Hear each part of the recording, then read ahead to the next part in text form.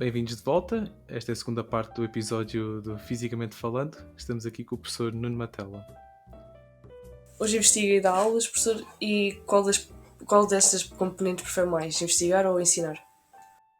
É uma muito boa pergunta. Eu acho que quando comecei a carreira achava que gostava muito mais de fazer investigação. Atualmente acho que me sinto mais realizado com as aulas pelo tipo de cadeiras que posso dar, que tem uma ligação forte à investigação. E esta possibilidade, e a Catarina sabe isto, porque está a ter estas cadeiras connosco, esta ideia que tivemos de ter os alunos, incentivar os alunos a terem os seus próprios projetos e desenvolverem-nos ao longo das várias cadeiras, podendo levar no fim a um projeto de inovação, é algo que me tem deixado muito realizado nos últimos anos. Esta ideia de encontrarmos problemas e de alguma forma tentarmos minimizá-los ou ajudá-los a resolver, ainda com problemas, às vezes, que a solução pode ser só um trabalho de uma cadeira, ou podemos ter um esforço um bocadinho mais prolongado no tempo, mas que são problemas de pessoas que nós conhecemos e que nos disseram que tinham aquele problema, e quando nós sabemos que se no fim aquilo resultar, aquilo funciona para aquela pessoa e para outras como ela, tem-me deixado muito realizado. É claro que continuo a ter os mesmos objetivos de investigação que tinha. O problema é que nem sempre são... E eu acho que não é uma questão de estarmos sempre a queixar, a dizer que não há dinheiro para fazer isto, ou que não temos condições para fazer investigação. Não é isso, mas que eu acho que muitas vezes estes projetos não andam ao ritmo que nós gostávamos. E nem sempre é culpa do sistema. Eu acho que o sistema tem muitos problemas, do ponto de vista do financiamento, dos timings, do tempo da pessoa ficar à espera, da incerteza que temos sobre se vamos ter financiamento ou não. Mas eu acho que também há uma parte... Eu, em relação a isso, também confesso que há uma culpa minha, não é? Que não conseguimos fazer tudo. E se queremos dedicar-nos desta maneira, a procurar estas cadeiras em que todos os alunos ou todos os grupos de alunos têm um projeto diferente, que nos obrigam a acompanhar todos os projetos, a andar à procura de soluções para eles, ou as pessoas que nos podem ajudar, o tempo não estica. E se calhar, por exemplo, nesta fase eu sinto isso muito na pele. Não sei se vocês sabem, nós estamos em fase de candidaturas para projetos de investigação. E as 3 cadeiras que eu estou a dar ao mesmo tempo este semestre são uma carga de trabalho tal que, por mais ambição que eu tivesse de escrever uma proposta para um projeto de investigação, para ter financiamento, acabei por desistir de escrever porque não tinha tempo para escrever. E isso faz com que, nos últimos anos, me sinta mais realizado com o tipo de cadeiras que dou e com o resultado dessas cadeiras do que a investigação em si, apesar de continuar a querer fazer essa investigação e andarmos, se calhar, mais devagar do que eu, se calhar, achava que ia conseguir andar há uns anos atrás. O que é que o professor acha da área de investigação científica em Portugal? Acha que é bem desenvolvida? Acha que comparado com lá fora é pior? Não é ser pior. Eu acho que temos problemas que, se calhar, são como os outros sítios e são... Eu acho que nós ainda não definimos bem qual é o modelo que queremos. E andamos num sistema muito zigue-zagueante, um bocadinho em função das escolhas políticas que temos. Nós temos um modelo em que, no papel, há 2 carreiras. Uma carreira de investigador, que pode dar aulas como convidado em cadeiras, supostamente, em que a pessoa é muito boa por fazer investigação naquela área, portanto, pode ser, imaginem, uma pessoa que é especialista num determinado tema, e há ali uma cadeira opcional, mesmo do tema que aquela pessoa é o maior especialista português. Aquela pessoa tem uma carreira de investigação, é paga só para fazer investigação e pode, ocasionalmente, ir dar umas cadeiras. E depois temos a carreira de professor, que, segundo o Estatuto da Carreira Docente, 50% do tempo deve ser dedicado ao ensino, 50% deve ser dedicado à investigação. Mas que é utópico, porque a carga de cadeiras que nós temos para dar não permite ter os tais 50% de investigação. Se estes 2 cenários existissem como são pensados no papel, eu acho que tínhamos a possibilidade de ter as 2 coisas a funcionar bem. O que eu vejo à minha volta é que nenhum dos 2 funciona como devia funcionar. Isto é, e muito por falta de recursos humanos e falta de meios. Portanto, é um problema estrutural do país, de opções que se toma, e eu não, mais uma vez, eu não queria ser Ministro das Finanças para ter que tomar esta decisão. Se faz mais sentido investir em mais recursos humanos para a academia ou para outra área qualquer que o país precisa. Agora, a opção que tomamos tem dois problemas, que é, se eu olhar para colegas meus que dão aulas lá fora, ninguém acredita que eu dou 3 cadeiras ao mesmo tempo. A maior parte das pessoas tem uma cadeira que dá a sério, depois pode colaborar com umas aulas práticas noutras coisas e, de facto, tem tempo para fazer investigação no resto do tempo. Os investigadores, nem os investigadores cá, de facto, apesar de não haverem quase vagas nenhumas para investigação, os investigadores acabam muitas vezes a tapar as faltas de recursos humanos que temos nas universidades para dar aulas, porque depois os professores também não chegam. O que é que isto leva? É que o professor, aquele investigador que é muito bom numa área, em vez de estar a dar uma cadeira opcional em que ele é mesmo bom, acaba a dar uma aula prática de uma cadeira de primeiro ano, ou a dar uma cadeira de laboratório de um tema completamente diferente, que não o deixa motivado, que não é por isso que ele vai gostar de nunca... Se ele já não gostava de dar aulas, porque teve a opção de fazer investigação em vez de dar aulas, se dá uma cadeira que ainda por cima não é do tema que ele gosta, ainda menos motivação vai ter. E, portanto, eu acho que o sistema funciona mal dos dois lados. Podíamos ter um sistema diferente, por exemplo, e que mesmo assim não é fácil, que imaginem que se eu fosse... eu tinha uma quantidade de horas para dar, de aulas, e que se eu quisesse fazer investigação e tivesse um projeto financiado, esse projeto financiado poderia pagar uma parte do meu salário e eu dava menos aulas naqueles anos em que estava mais dedicado à investigação. Mas nem isso é muito execuível, porque a falta de docentes é tão grande que não podemos abdicar de ninguém para dar as cadeiras que temos. Portanto, temos muita falta de professores e é um problema que vai aumentar, porque a idade média dos docentes universitários é elevada e as universidades não têm capacidade de contratar ao ritmo que os docentes estão a reformar. E, portanto, o problema da falta de recursos, a não ser que haja uma opção clara de rejuvenescer os corpos docentes da faculdade, o problema vai se agravar nos próximos anos. Portanto, os professores vão ter mais cadeiras para dar, menos tempo para investigação, os investigadores vão ser mais vezes chamados a tapar o buraco da falta de docentes, e não vão estar, de facto, a passar o seu conhecimento que adquirem com a investigação para os estudantes nas tais cadeiras onde podiam ser mais úteis. E depois, a crescer a isto, há um sistema de financiamento de projetos que é esquizofrénico, que é pedem-nos para preparar candidaturas anualmente que são muito trabalhosas, que se pressupõe que são um consórcio.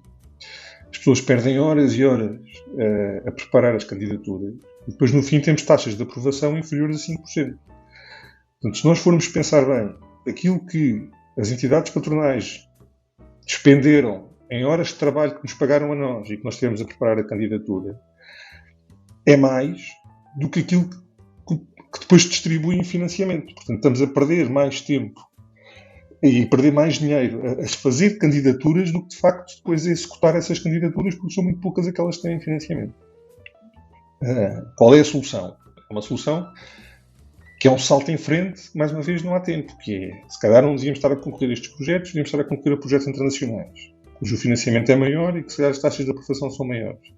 Só que as candidaturas também são muito mais difíceis e muito mais trabalhosas. E a pessoa, para de facto preparar uma candidatura a sério de um projeto europeu, ou tem uma estrutura montada de apoio às candidaturas, e há países que têm estas estruturas montadas, ou têm empresas que são contratadas para ajudar a escrever a candidatura, que tratam de tudo.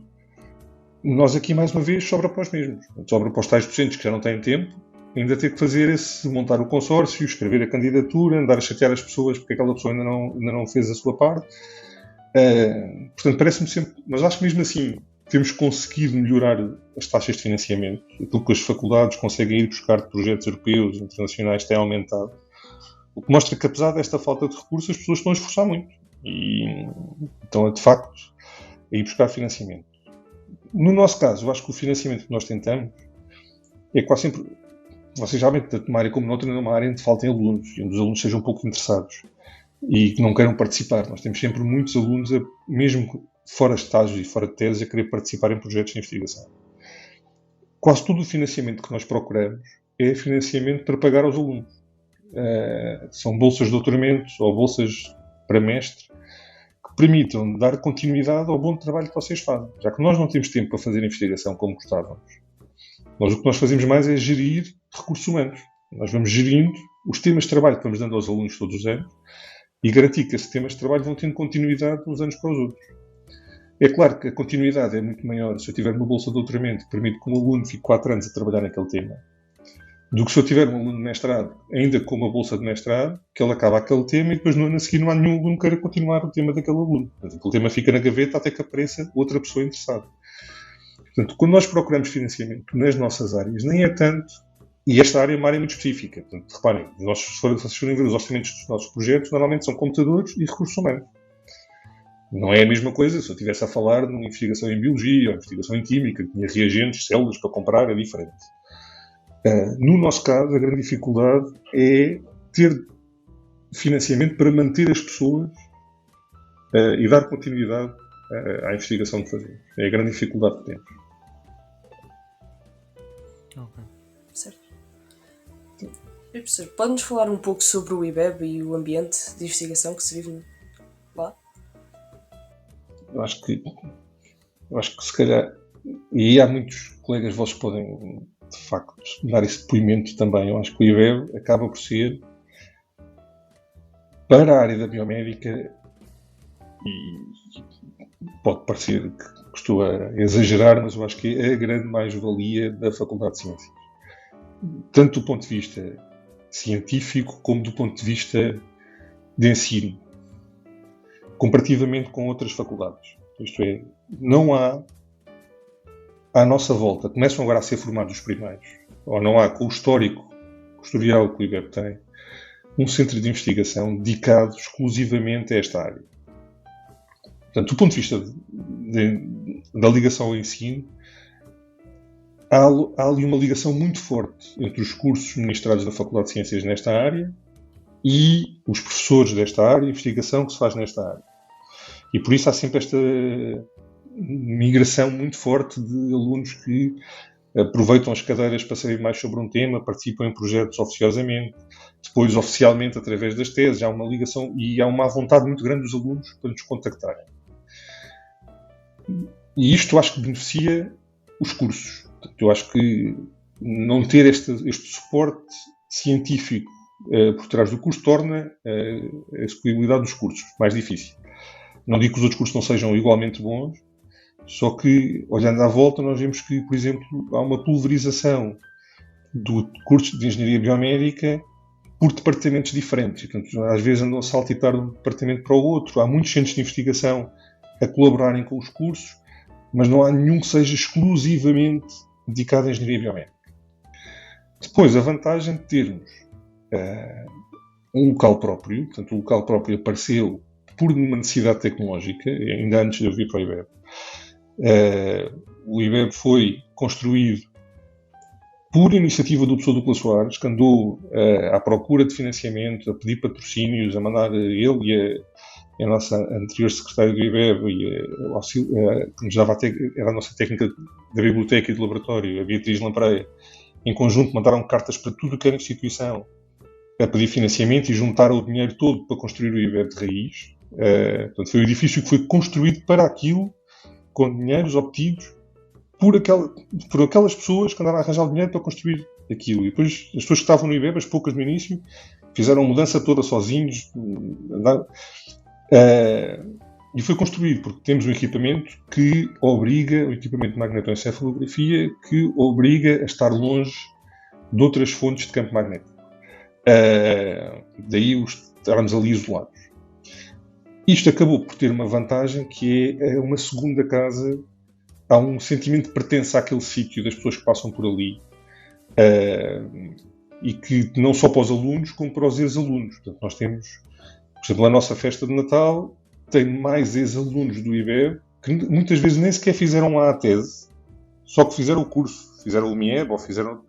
Mas apesar de nunca terem feito investigação ali, o tempo que passavam ali a estudar, que passavam ali a treinar as apresentações dos trabalhos, que passavam ali a discutir temas connosco que às vezes não era da tese que nós orientávamos. Às vezes, se estão a treinar um trabalho, pedem-nos para entrar na sala e para vermos a apresentação que eles estão a fazer, se aquilo faz sentido ou não faz sentido.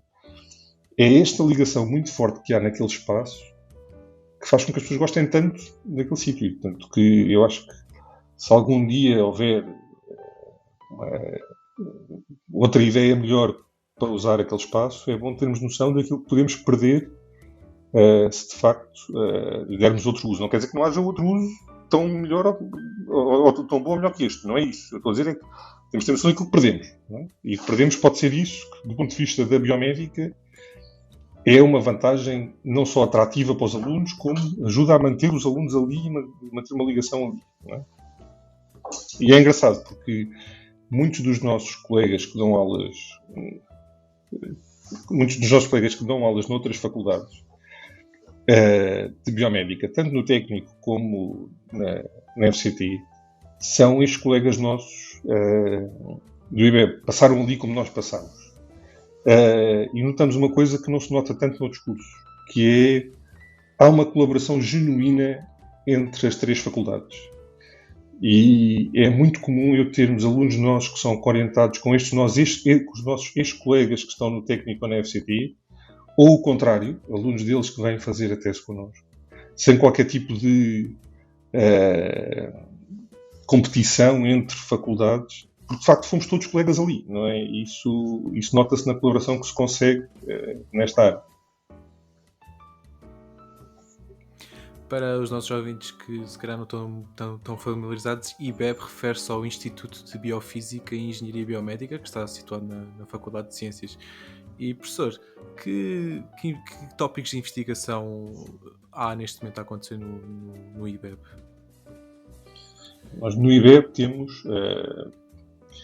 definimos 2 objetos de estudo, porque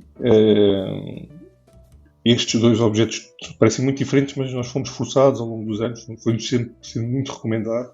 Nós somos um centro pequeno, nós temos neste momento 22 investigadores doutorados, entre docentes da Faculdade de Ciências e investigadores doutorados, contratados pelo IBEB, ou docentes de outras faculdades que fazem investigação no IBEB.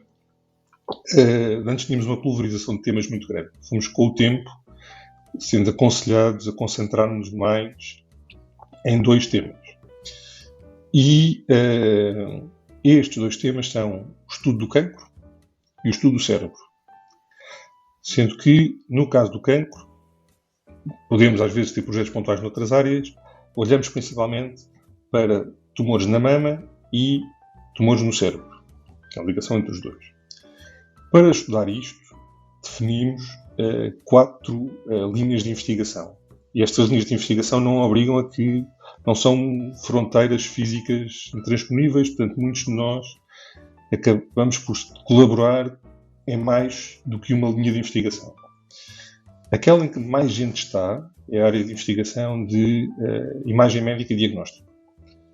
Portanto, aqui entra toda a investigação que fazemos em ressonância magnética, em mamografia, que é a área que eu trabalho mais, em medicina nuclear, em, por exemplo, imagem por ultrassons, em imagem por micro-ondas com a professora Raquel Conceição,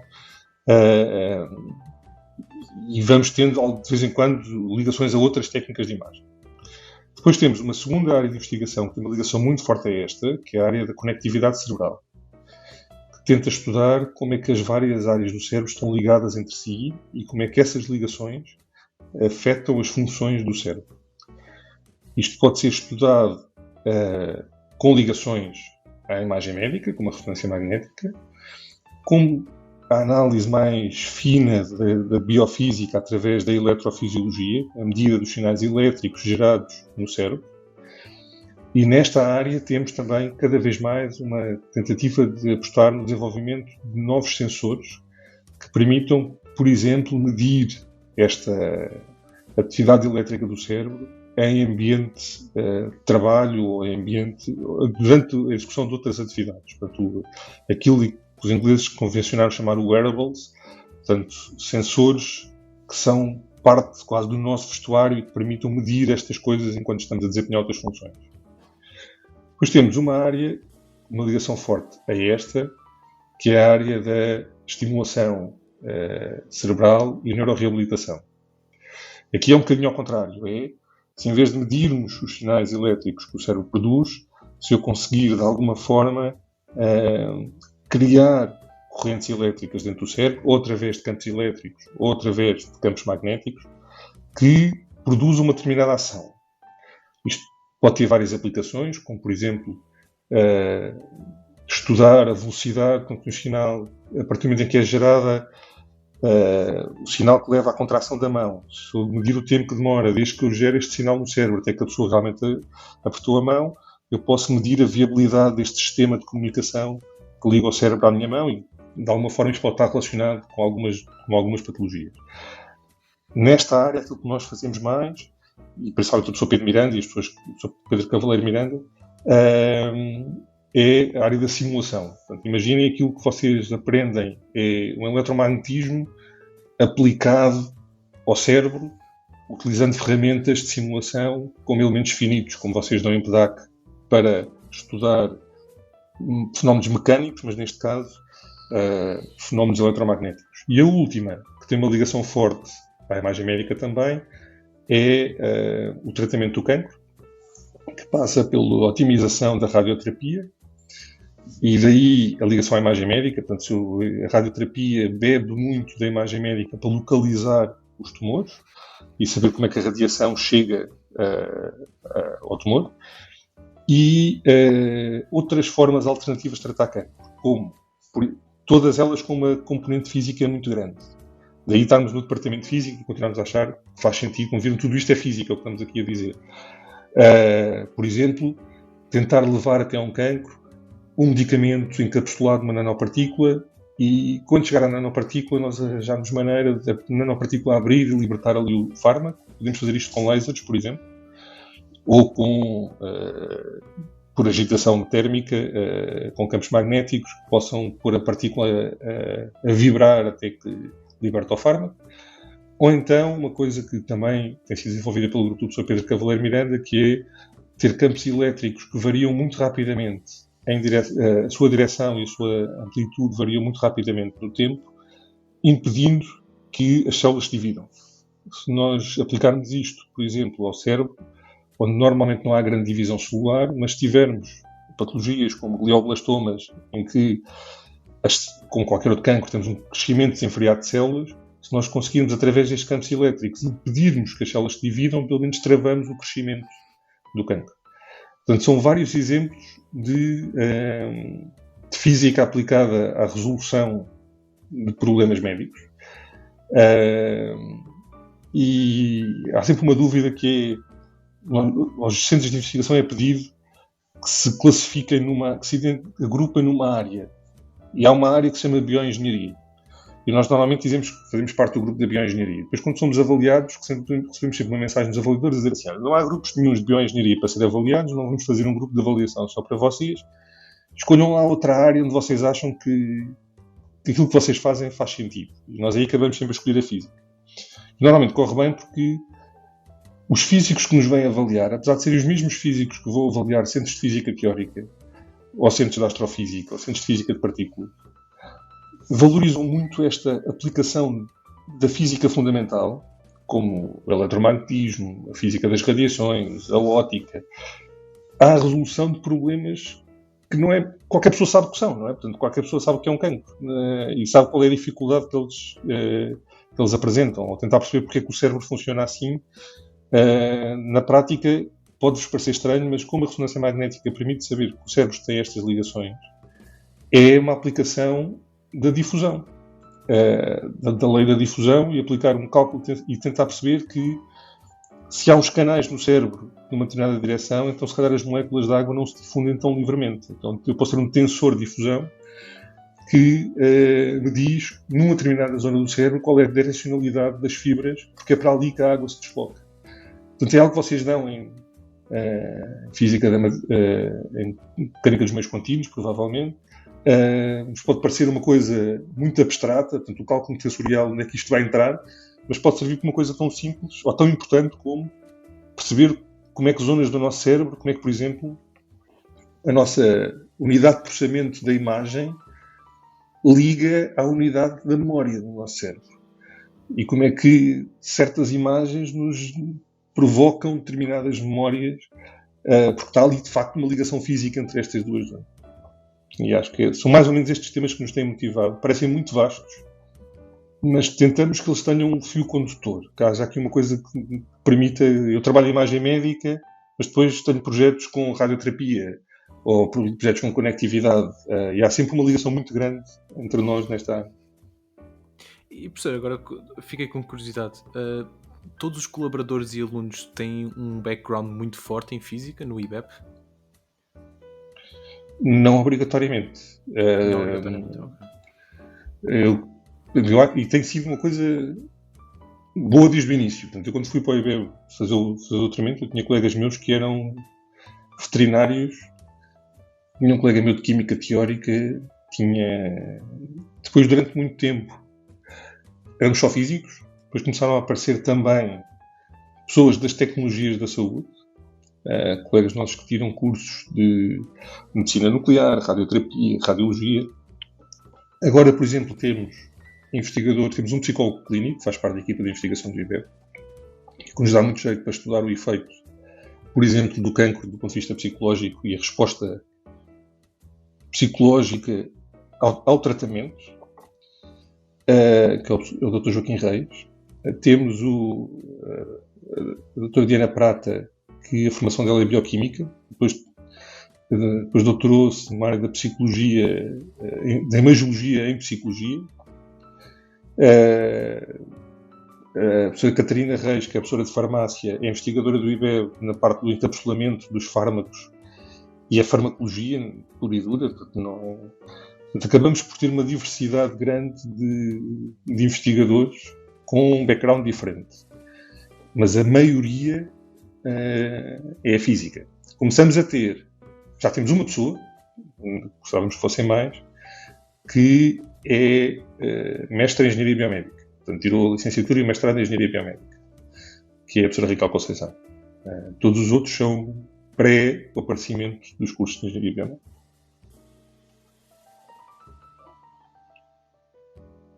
Aí os alunos, estavas a perguntar.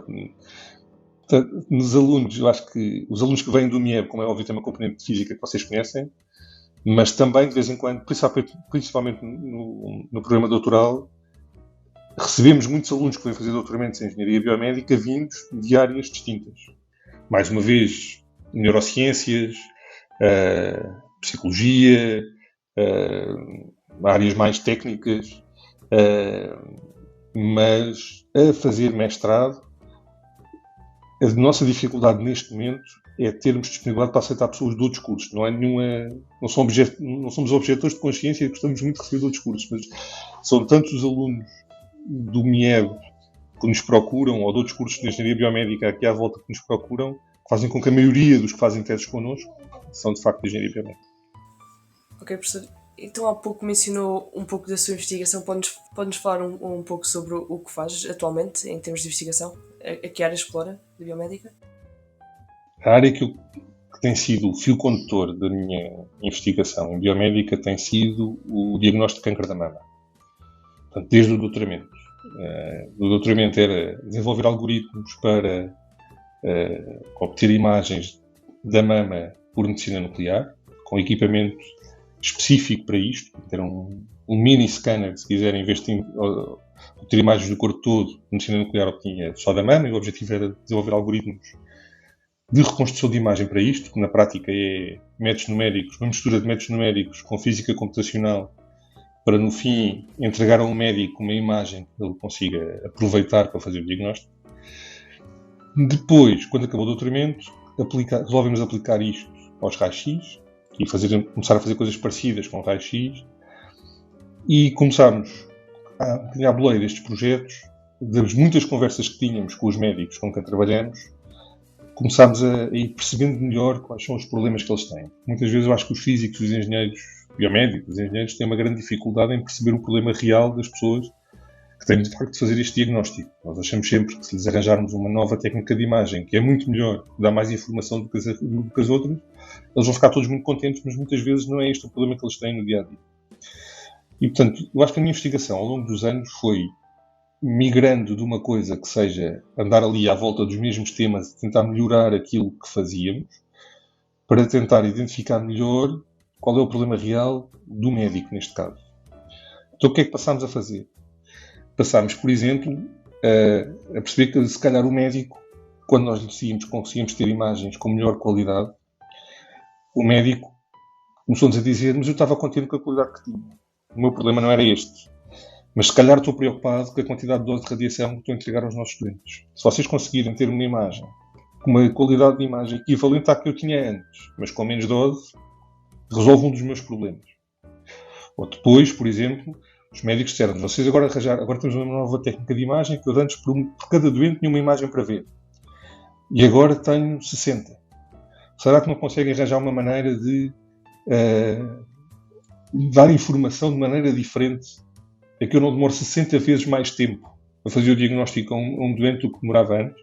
Portanto, tentámos organizar a informação de maneira diferente. E é isso que andamos a tentar fazer. Por exemplo, em vez de ver imagens em cortes, como normalmente se vê, tentar ter uma imagem tridimensional que permita navegar um bocadinho como se faz com o Google Earth. Não é? Portanto, vocês podem fazer um zoom out no Google Maps que vê o mundo inteiro e depois conseguem ir fazendo zoom in até verem o telhado da vossa casa.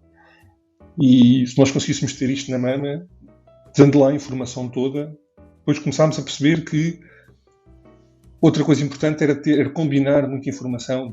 A pessoa, quando vai ao médico, leva vários exames debaixo do braço. Não é? E o médico, com aqueles exames todos, ou que estão no sistema, combina a informação para fazer um diagnóstico. E, portanto, passou muito por perceber que há outras técnicas, não é só o raio-x, e, portanto, houve uma altura que também comecei a ter uns projetos que envolviam imagens de biópsias, como é que as imagens de biópsia se relacionavam com as imagens de raio-x, ou como é que se relacionavam com as imagens de ressonância, e como é que o médico podia ter uma informação integrada disto tudo. Qual é a grande ambição que tenho neste momento, é que eu acho que faz sentido neste percurso? É aproveitar este conhecimento que temos sobre a imagem da mama e sobre a informação que conseguimos tirar das imagens, aproveitar aquilo que cada vez se faz mais à nossa volta de machine learning e de aproveitar tudo o que é inteligência artificial e tentar ter uma coisa que seja identificar o risco da pessoa vir a ter um cancro. Não que a pessoa venha a ter, mas que venha a ter o risco, olhando para uma mamografia de alguém que é saudável, tentar determinar o risco que essa pessoa venha a ter no futuro um cancro, combinando não só o que está na imagem, a análise da imagem, mas combinar isto com a informação, o historial familiar, a idade e todas as informações que conseguimos juntar e permitir não o rastreio como temos agora, que é um rastreio igual para toda a gente, em que todas as mulheres, a partir de uma determinada idade, fazem o exame de 2 em 2 anos, e o exame é igual para todas, passar a ter uma periodicidade e um tipo de exame que seja específico para cada mulher. Portanto, essa é a minha grande ambição do ponto de vista do câncer da mama. Com o tempo, também fui começando a aventurar noutras áreas, a aproveitar os conhecimentos que ia tendo desta área do processamento de imagem, para outras áreas. Se calhar no início sentia-me menos à vontade e, portanto, antes estava mais confortável a trabalhar sempre nisto e, portanto, se calhar eram os meus temas, as teses que eu apresentava, que eu propunha, eram quase sempre à volta dos mesmos temas. Nos últimos anos, um bocadinho fruto daquela filosofia do aproveitar os trabalhos, ou potenciar os trabalhos que os alunos propõem e tentar que esses projetos vão ganhando lastro. Temos agora aplicado esta análise de imagem a outras coisas. Por exemplo, temos projetos agora com análise de imagem aplicada à imagem vídeo da passada para identificar se os idosos têm um risco maior ou não de cair. Portanto, identificar idosos com maior risco de queda, que se calhar devem ser acompanhados de outra maneira. Tentar não só processamento de imagem, mas processamento de sinal. Por exemplo, ainda no processamento de imagem, tentar perceber, por exemplo, se uma criança, através de uma fotografia, começa ou não começa a ter problemas de postura por usar a mochila com demasiado peso por causa dos livros, ou porque usa só a mochila com uma alça, com uma das alças num dos ombros e não mete a outra. E será que não conseguimos identificar problemas de postura através de uma fotografia simples àquela criança?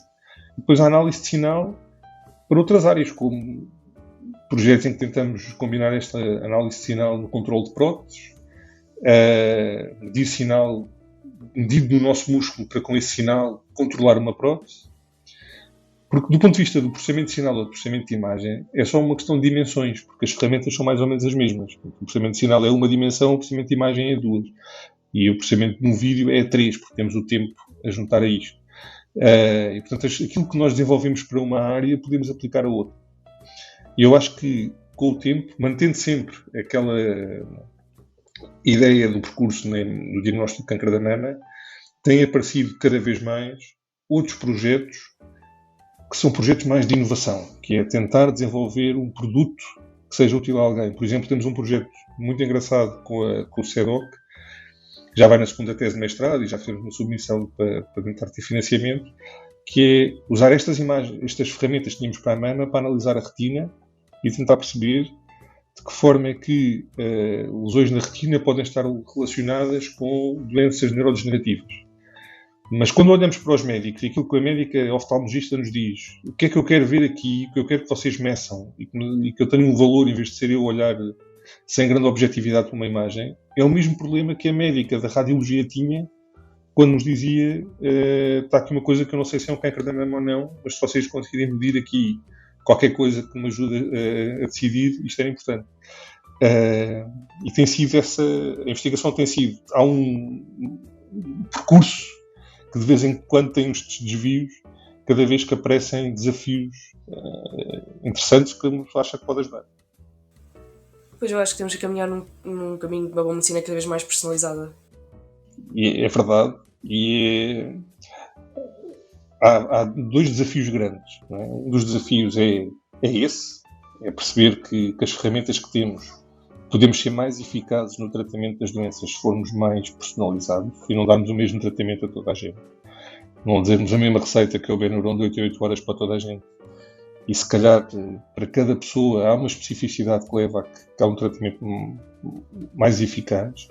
E às vezes até conhecemos os tratamentos, só que as ferramentas para diferenciar não são as melhores. Por exemplo, quando começámos com essa análise das imagens de biópsia, os médicos que faziam esta análise diziam-nos a nossa decisão é crítica, porque a nossa decisão, quando olhamos para a biópsia de um cancro, é com base nisto que se decide se a pessoa faz quimioterapia, se faz imunoterapia, se faz radioterapia.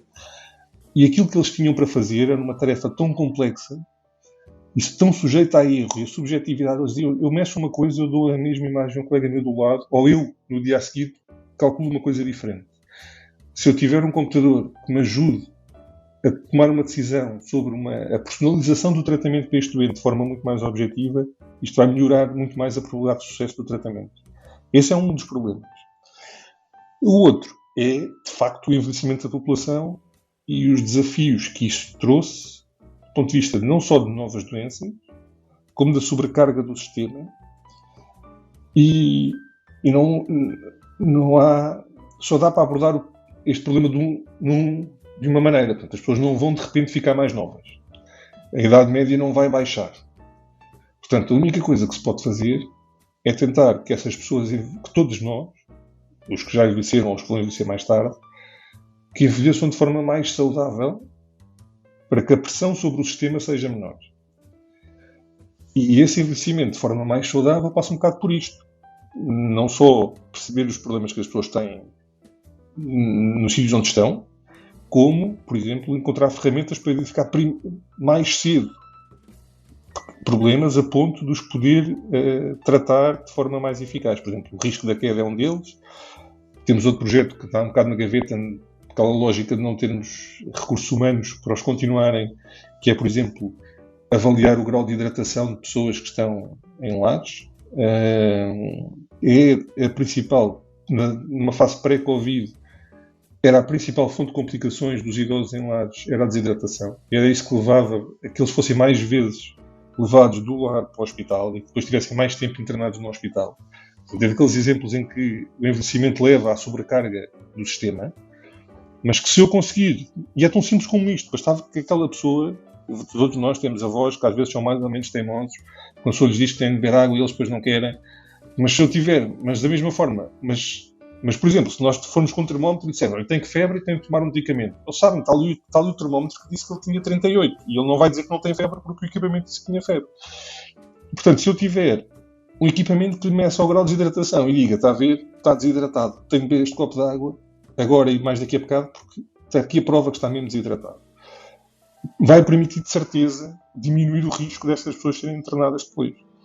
E eu acho que são esses, de facto, os grandes desafios que eu acho que podemos tentar ajudar a resolver, do ponto de vista de encontrar soluções. A engenharia biomédica é isto, é identificar o problema e procurar uma solução para ele.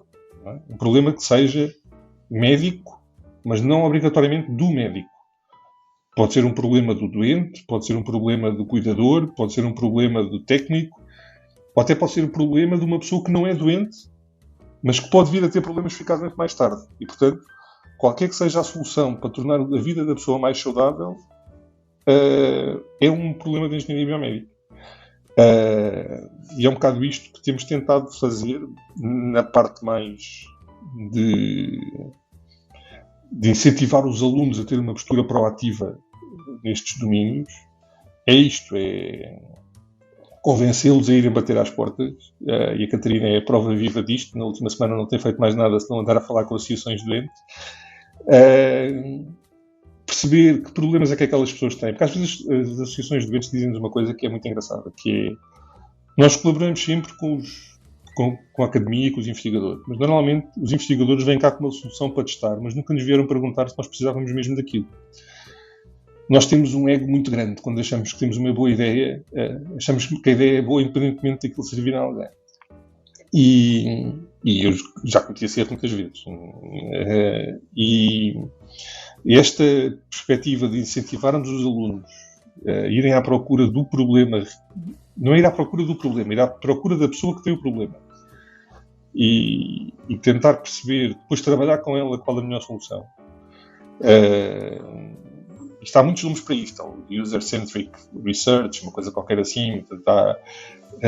Podemos fazer isto a uma escala grande, com redes colaborativas em que na mesma rede está a associação de doentes e está o grupo de investigação e está o hospital e está não sei quem, mas que às vezes fica grande demais para se conseguir ser eficaz. Ou então faz-se assim a uma escala pequena, uma escala com o contacto pessoal, e depois, se funcionar com aquele lar, então se calhar eu posso tentar ir à procura, depois fazer a prova de conceito, se calhar eu depois posso ir à procura de um centro de investigação específico em desenvolvimento de produtos que me vai miniaturizar o meu problema. Olha, quando for para fazer o sensor de desidratação, eu não tenho a ambição de ter, no primeiro desenvolvimento, ser uma coisa do tamanho de um termómetro daqueles que nós aproximamos da testa. Eu estou à espera de ter uma coisa que seja um protótipo de laboratório, mas começa uma coisa que possa ser validada de outra forma. Depois, há de haver pessoas melhores do que eu a miniaturizar isto e a tornar isto um produto vendável. Por exemplo, os nossos alunos estão sempre preocupados em aprender linguagens para fazerem as apps. Quando a solução é uma solução digital que passa pelo desenvolvimento de uma aplicação digital. Eu digo-lhes sempre, a vossa aplicação é uma prova de conceito. Se isto no fim for uma aplicação a sério para pôr na Play Store ou na App Store da Google, não vai ser o vosso conhecimento de programações feito com tutoriais que vai fazer isto. Vocês assim vão ter que falar com alguém especializado nesta área que desenvolva a aplicação cumprindo todas as regras de segurança e essas coisas todas. Mas já provaram o conceito. Vocês depois já sabem o que pedir ao tal programador que vai fazer isto.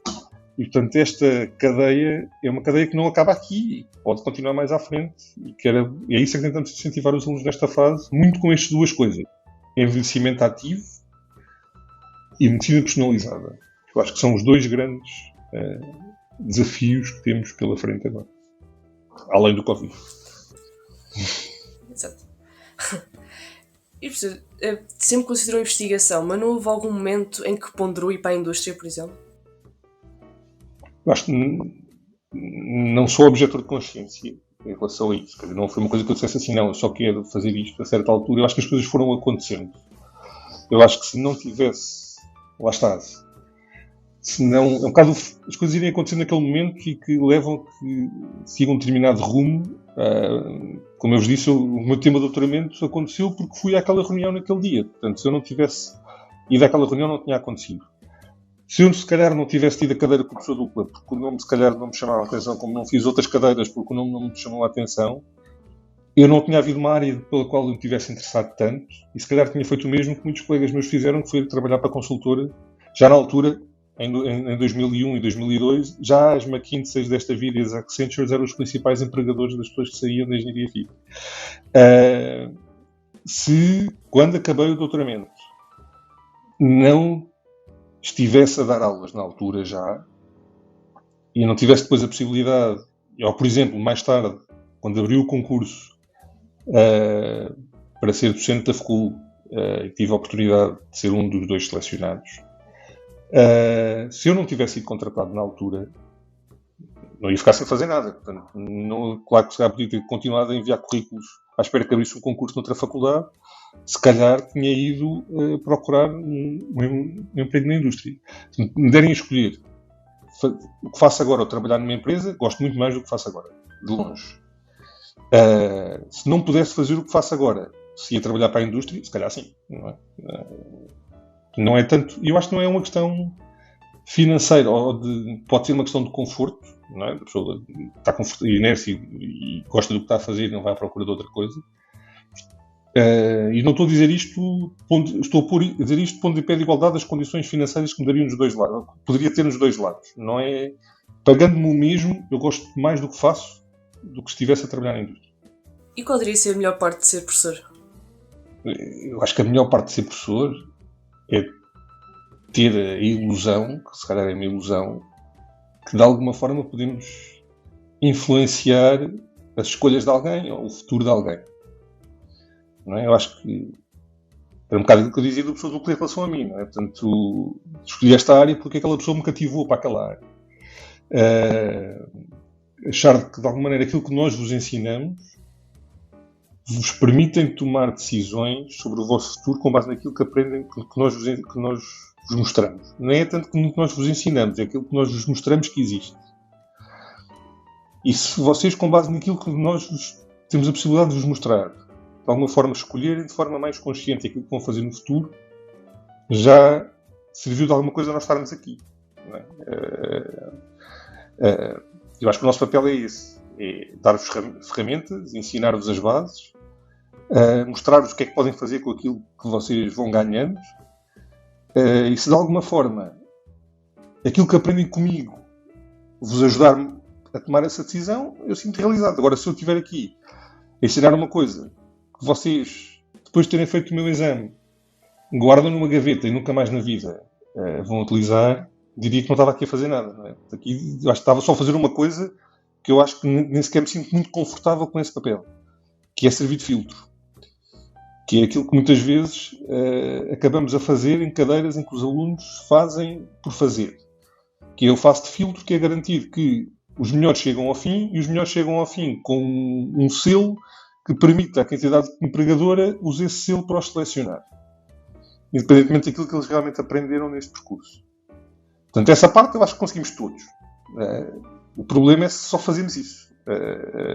E temos um bocado a ilusão que, em alguma altura, as cadeiras... Por isso é que nós também, quando eu digo que da eletrónica sem gostar muito, aquilo que eu acho que posso fazer a dar eletrónica não é certeza influenciar... Não vou conseguir, de certeza, influenciar alguém a gostar de eletrónica. Não é? Por mais que eu me esforce e preparava as aulas e explicava, eu acho que... E os alunos acho que gostaram das aulas, não foi uma coisa que a pessoa dissesse assim, não, nunca mais na vida quer ter aulas com aquele professor. Também vendo pelos inquéritos pedagógicos na altura, não eram diferentes das outras cadeiras ou dos outros professores que davam a cadeira. Mas não acho que tenha a capacidade... Eu não tenho a ilusão de ter conseguido cativar alguém para aquele tema, naquele ano, naquela cadeira. Há outras cadeiras que eu acho que correm realmente bem, que os alunos gostam e se correrem bem, e se eles de alguma forma acharem que valeu a pena ter aquela cadeira e não terem feito outra, aquela ideia do vou desistir desta, não me lança nota e vou antes fazer outra, porque isto afinal não tem piada nenhuma, é a pior coisa que a pessoa pode fazer, é o pior feedback que a pessoa pode ter. Abordando um pouco, o professor falou dos inquéritos pedagógicos, o professor é da Faculdade de Ciência, é sempre um dos melhores classificados nesse aspecto. O professor acha que faz alguma coisa especial que os outros professores não fazem? Ou porque é que o professor acha que tem tão boa aceitação com os alunos? Para com os alunos? Essa questão é uma questão que tem dado muitas conversas na faculdade e a certa altura, quando houve a primeira vez que saíram esses resultados, que foi há 2 anos, a certa altura pediram-nos às pessoas que tinham tido esse reconhecimento pela faculdade, que eu fico sempre... É óbvio que qualquer pessoa gosta de ter esse reconhecimento, não é? Pediram-nos para nós falarmos um bocado com os nossos colegas para falarmos um bocado da nossa experiência, porque é que era assim, não é? Porque é que nós achávamos que fazíamos, e reparem, aquilo era engraçado porque não era... As pessoas que recebiam aquele reconhecimento davam cadeiras muito diferentes, portanto, não era e portanto eu acho que cada um deles estava ali naquela posição por motivos diferentes. Eu acho que tenho essas notas por ter o privilégio de ter cadeiras e especialmente valorizadas pelos alunos em diferentes alturas do percurso. Acho que correm bem à mesma, não é? Mas, por exemplo, eu dar a primeira cadeira realmente de biomédica aos alunos de biomédica no primeiro ano, que é aquela primeira experiência, o primeiro contacto que eles têm com aquilo que é a engenharia biomédica. Se a cadeira correr bem, é uma cadeira que normalmente os alunos vão gostar. Não é? Um aluno foi por aquilo que ele escolheu aquele curso, é aquela cadeira que ele queria ter. Ainda por cima, infelizmente, só conseguimos que essa cadeira seja no segundo semestre. Portanto, os alunos normalmente estão um bocadinho ansiosos por ter aquela cadeira e não terem só aquelas cadeiras que são iguais para os cursos todos. E aí eu dou o mérito totalmente à cadeira. Portanto, não fui eu que escrevi o programa, nem sequer fui eu que criei o método. Herdei a cadeira há uns anos e achei que a cadeira estava a funcionar tão bem que mantive tudo como estava. Portanto, eu dou exatamente a cadeira, fiz os slides de novo, mas o formato da cadeira foi criada quando o curso criou, mais uma vez, pelo professor Douglas Soares, depois o professor Alexandre Andrade continua, e agora dei uns anos sozinho, e agora estou a dar com o professor Alexandre Andrade outra vez, e eu acho que o formato está bem, não vamos mudar. Eu acho que aí corre bem, principalmente pelo formato. Depois dou cadeiras nos últimos anos, como aquelas que a Catarina está a ter agora, aí temos uma cota à parte maior que foi decidir envolver mais os alunos na própria cadeira. Aquela ideia que o aluno tem, é o aluno que escolhe o que é que vai fazer e é o aluno que escolhe até onde é que vai com o seu projeto. E eu acho que aí o aluno fica sempre mais contente e fica sempre mais motivado. E isso vai-se refletir de certeza na avaliação que o aluno faz da cadeira e que faz do docente. Depois, isto só funciona de uma maneira que aí podem dizer, se calhar é essa parte, é que eu acho que é a minha cota parte nisto, que é estar sempre disponível para falar com os alunos. Não é? Portanto, a minha abordagem com a maioria dos alunos aqueles que eu sou orientador, mestrado ou nas cadeiras, a minha postura, enquanto estava na faculdade, eu tenho sempre a porta do meu gabinete aberta e está literalmente aberta. E, portanto, os alunos podem lá ir sempre que quiserem e sempre que tenham uma dúvida. Tem coisas boas e coisas más, mas, por exemplo, quando tenho os alunos que eu estou a orientar, eu não tenho como outros colegas meus têm, e acho que funciona bem com eles. Comigo acho que não consegui, eu não sou suficientemente organizado a esse ponto, de ter, por exemplo, reuniões semanais ou quinzenais para ver como é que, com a equipa toda, para ver como é que a coisa está a correr. Prefiro ir, sempre que cada um deles quer falar comigo, sabe que me pode mandar um mail e no dia, ou vai bater à porta e falamos no dia a seguir ou falamos logo que possa. Isto funciona para as cadeiras destas cadeiras de projeto, como funciona para os alunos de mestrado, como funciona para os alunos de doutoramento. Eu acho que como os alunos já escolhem conscientes, os que escolhem as minhas cadeiras ou que escolhem ser orientados por mim, como já sabem que é assim, valorizam este tipo de postura. Se calhar se fosse um aluno que gosta das coisas todas muito bem marcadas e com um calendário bem definido, eu vejo, por exemplo, nós vamos ver as respostas dos inquéritos pedagógicos. O que é que eu às vezes tenho como respostas negativas nos inquéritos pedagógicos? A pessoa demorou demasiado tempo a corrigir os exames. Ou demorou demasiado tempo a corrigir os testes. É verdade. É assim, mas também é um compromisso, não é? Para estar sempre disponível para essas coisas todas, há coisas que às vezes se vão atrasando. Portanto, eu acho que os alunos que escolhem as minhas cadeiras no final são aqueles alunos que gostam mais desta minha postura. E por isso depois também é normal que, se eu não os desiludir desse ponto de vista, que tenha boas notas nos inquéritos pedagógicos. Mas eu acho que é um bocado um mix de... Se me pusessem a dar uma cadeira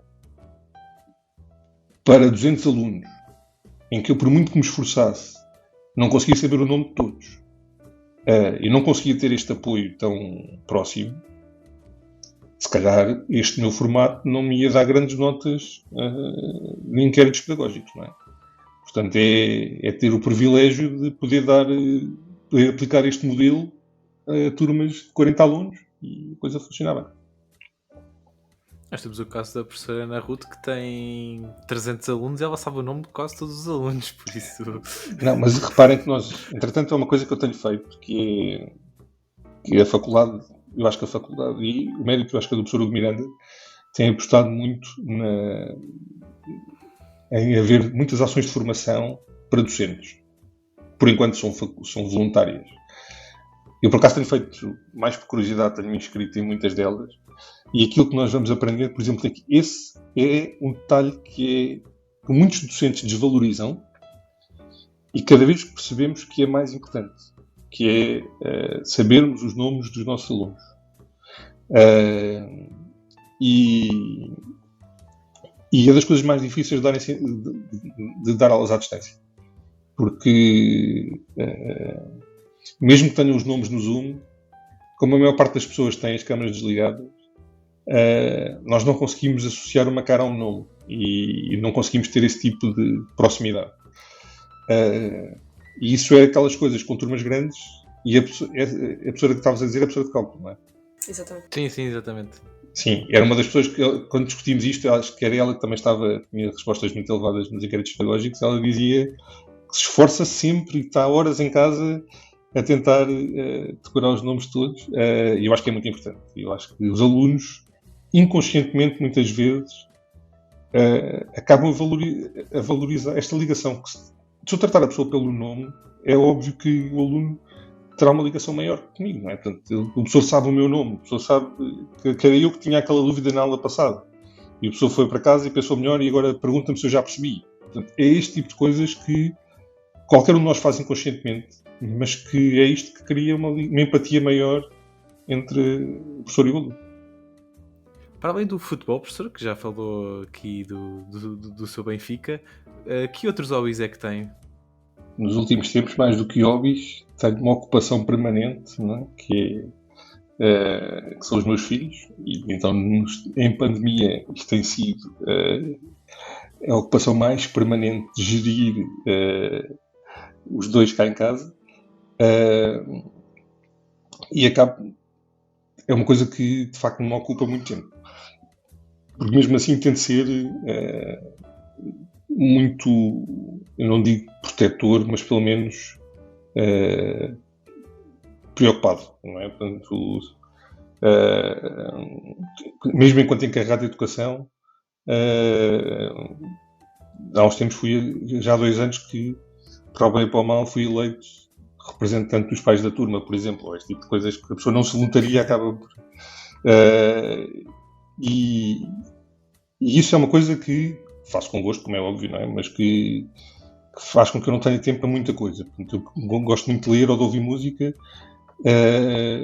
e nos últimos tempos o que noto é que a gestão do meu tempo faz com que,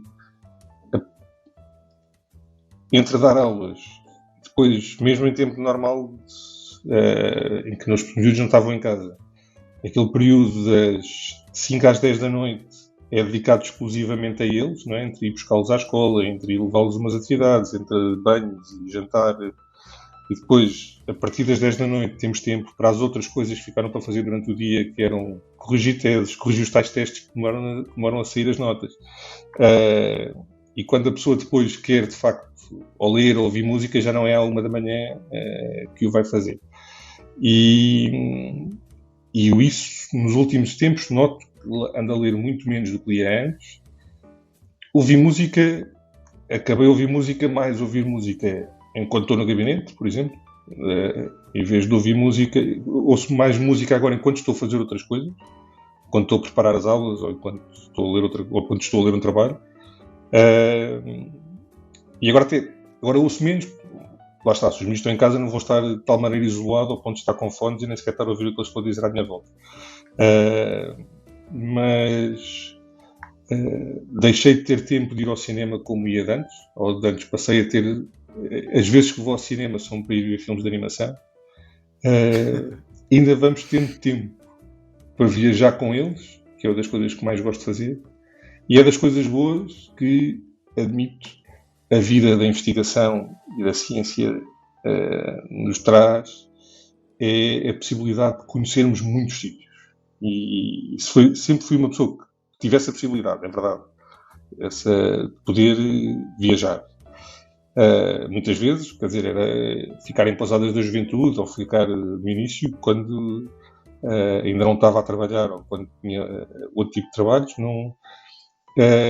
A ciência permitiu-me conhecer muitos países onde vou a conferências, onde vou a reuniões e acabo sempre a poder dar uma volta ou conhecer a cidade onde fui. Às vezes é um bocado a correr.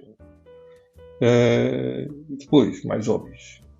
Há aquelas coisas mais que a pessoa faz nas férias. Por exemplo, eu adoro Legos e adoro puzzles, por exemplo. Claro que o puzzle há aqui um problema. A partir do momento em que temos 2 minutos em casa, não há uma mesa que esteja livre para uma pessoa montar um puzzle durante... Ou aquilo dura... Ou a pessoa monta rápido em 3 noites, ou então as peças vão desaparecer metade. Não é? Assim, acho que é isso. Já uma vez preparou uma aula a ver o jogo do Benfica? Preparar a aula já. Já fez. Não, porque é tal história. Não? Eu ajusto o meu horário. Não me lembro de um jogo do Benfica. Estando em casa, já me aconteceu, é verdade, estar a dar aula e não poder ver o jogo. Isso já aconteceu. Em cima do laboratório, este ano aconteceu. As únicas 2 aulas que dei presencialmente no primeiro semestre coincidiram com horários de jogos do Benfica. E, portanto, aí não houve hipótese. Mas nunca tive... por acaso não é... Mas desde o tempo da faculdade, não é só ver o Benfica ou não ver o Benfica. Não sou, ao contrário, por exemplo, da minha mulher, que quando está a trabalhar precisa de silêncio e, portanto, muitas vezes põe os fones só para suprimir o ruído. O barulho à volta nunca me fez grande confusão. Portanto, daí que eu posso estar a preparar aulas, a ouvir música, com os miúdos aos gritos à minha volta, e, portanto, ter a televisão ligada nunca foi um problema. É claro que se for o Benfica, a atenção que dou ao que está na televisão é maior do que se tiver a dar outra coisa qualquer. Professor, que recomendações literárias deixaria? Aquilo que vou gostando de ler é essencialmente ficção. Confesso que não gosto muito de poesia. Não gosto nada de divulgação científica. Portanto, eu nunca li um livro de divulgação científica. E na ficção há 2 coisas que normalmente valorizo. Ou que gosto. Acabo por muitas vezes começar a ler um escritor e quando gosto de um escritor tento ler o máximo de livros daquele escritor seguidos. E portanto tem sido quase sempre assim. Portanto, normalmente, se gosto de um, depois vou lendo quase a bibliografia completa nos tempos seguintes. E normalmente andam todos à volta do mesmo tipo de história. Uma história é quase sempre a vida de alguém e as desventuras que lhe vão acontecendo e como é que muitas vezes o acaso acaba por influenciar a história daquela personagem. E se quiserem, um dos primeiros que eu gostei mesmo muito de ler, estava no secundário ainda, foi O Processo do Kafka. Depois li, há vários do Kafka um bocadinho com esta lógica. Por exemplo, há um que é altamente frustrante, que é o América, porque ele não o acabou. Portanto, é uma destas histórias em que a vida dele vai mudando e depois no fim ele morreu antes de acabar o livro. O livro está publicado, mas não tem... a pessoa não sabe como é que acaba. O Dostoiévski também tem um bocadinho este perfil de história, em alguns, por exemplo, no Crime e Castigo, a pessoa também vai andando assim. E o Paul Auster, que é aquele que eu na altura li mais compulsivamente, mas, por exemplo, nunca tive paciência para ler os do Paul Auster, que são livros que são, por exemplo, mais introspectivos, cartas que ele escreveu ao pai. Isso normalmente acaba sempre por me aborrecer em alguma altura. Gosto muito de Italo Calvino, por exemplo. E depois gosto muito de livros policiais, de alguns autores de livros policiais. E outra coisa que me atrai às vezes numa história ou num escritor é o sítio onde a história se passa. E há determinados contextos que normalmente gosto mais. Por exemplo, histórias passadas na América do século XIX, ou dos anos 20, 30, 40. Histórias passadas também na mesma altura em Inglaterra ou em Londres. Por exemplo, nos policiais é muito comum. Se quiseres, do Poirot, da Agatha Christie, tem este contexto de pós-guerra ou durante a guerra. Ou mesmo aquele meio rural inglês em algumas coisas. E depois, há coisas que, depois de ir a uma cidade, por algum motivo, acaba às vezes a ler livros só porque o livro se passa naquela cidade e reconhecer as referências da cidade, depois de lá ter estado, porque a experiência que vocês têm é muito diferente. Por exemplo, um livro que eu li uma vez e depois voltei a ler de novo depois de lá ter estado, foram aquela trilogia do Milénio, do Stieg Larsson, depois de ter ido a Estocolmo. Eu acho que depois de ter ido a Estocolmo a pessoa consegue visualizar os sítios onde as coisas acontecem. E não me acontece isso com Lisboa. Estranhamente, é raro ler escritores portugueses. Porque não sei porquê, eu acho que os sítios aí são demasiado familiares. E acontece-me isto não só com os livros, como com os filmes ou às vezes com as séries. Por exemplo, há uns tempos há uns anos fui a uma conferência a Chicago e a conferência era muito longa, era uma semana de conferência, era a Conferência Mundial de Radiologia, e aquilo são 30 mil pessoas, é uma coisa gigantesca. E a conferência, depois o tempo da conferência em si, durante o dia, como aquilo é no inverno em Chicago, consegue imaginar que não é das cidades mais amenas o tempo. Não é? Eu lembro que houve um dia que estava menos 8, menos 9, portanto era... E a pessoa acaba por ter... Eu fui sozinho e à noite ia sempre a pé do sítio da conferência para o hotel, ia jantar, à procura de sítio para jantar, andava um bocado assim a vaguear pela cidade. E depois quando voltei, andei a ver não sei quantas séries que se passavam em Chicago, sem grande interesse, tipo Chicago PD ou Chicago Fire, um bocadinho pelaquela piada. Porque o primeiro episódio que vi de uma série dessas era passado no centro de conferências onde eu tinha estado. E acabei depois, muitas vezes, a ver outros episódios só pelaquela referência, já ter estado ali e estar a reconhecer aquilo.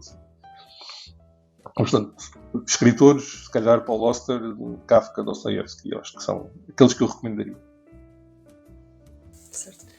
Professor, agora vou-lhe fazer uma pergunta que temos feito a todos os nossos convidados até agora, que foi uma pergunta que deixamos sempre para o final, que é: o que é para si a física? É difícil, como eu vos disse, eu ouvi logo do professor Nuno Araújo e havia muitas respostas que o professor Nuno Araújo dava que eu pensava, se me perguntasse isto, ainda antes de saber que algum dia me iam convidar, eu diria, eu responderia isto, não é?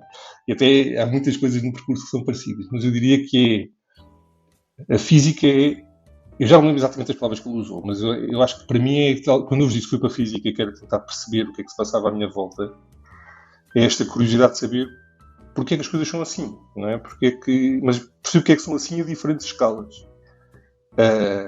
Porque é que são assim e tentar sempre, se eu já percebi esta escala, tentar perceber o que é que se passa na escala acima ou na escala abaixo. E esta versatilidade que eu acho que só a física é que nos dá. Conseguimos olhar para um problema a escalas diferentes e com perspectivas diferentes, que é muito difícil ter noutras ciências. E podemos aplicar isto, como é óbvio, o mais óbvio é pensarmos desde o espaço ou do universo até à geofísica, não é? Ou até à física atómica, mas até em domínios específicos,